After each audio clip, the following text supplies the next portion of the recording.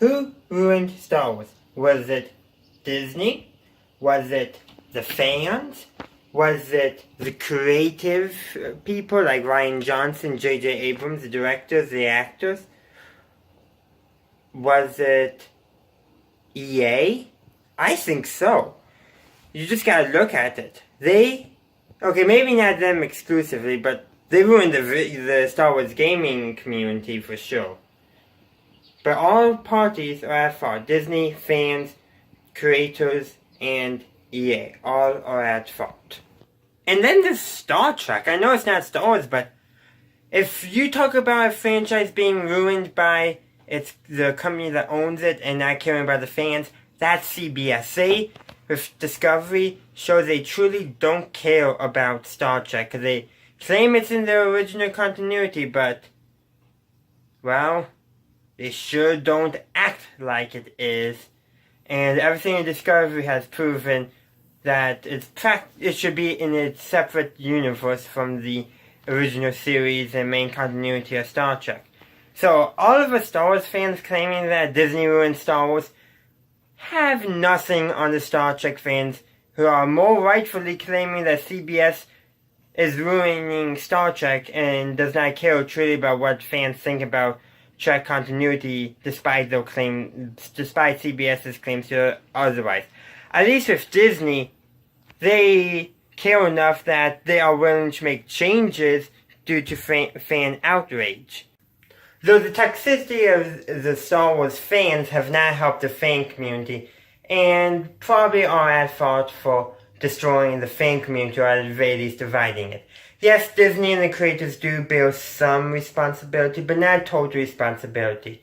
If us as fans we had remained constructive and civil, there wouldn't be as big of a problem.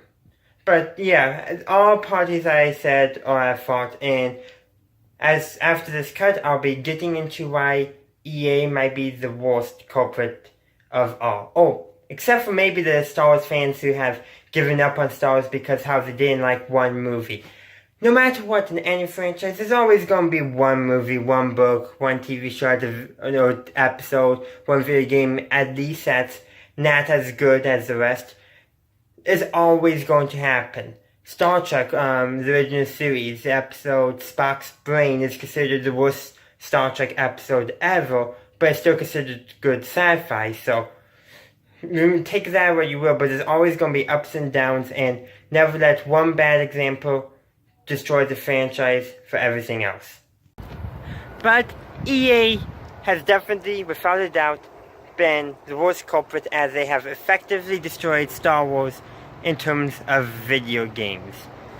So let me explain why I have come to this conclusion. Well, it's simply put, they have an exclusive contract for essentially AAA console, PC, Star Wars video games. Yes, the mobile market is open for other developers, but for the outside the mobile market, it's only EA that has licensing ability to develop Star Wars games, so they don't have any incentive to create good games. They figure put a game out every couple of years, people will buy because of Star Wars and they'll get some money.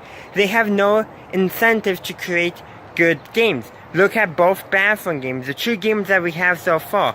The first one was mediocre at best. It was very arcadey, not bad gameplay-wise, but it just wasn't a good game.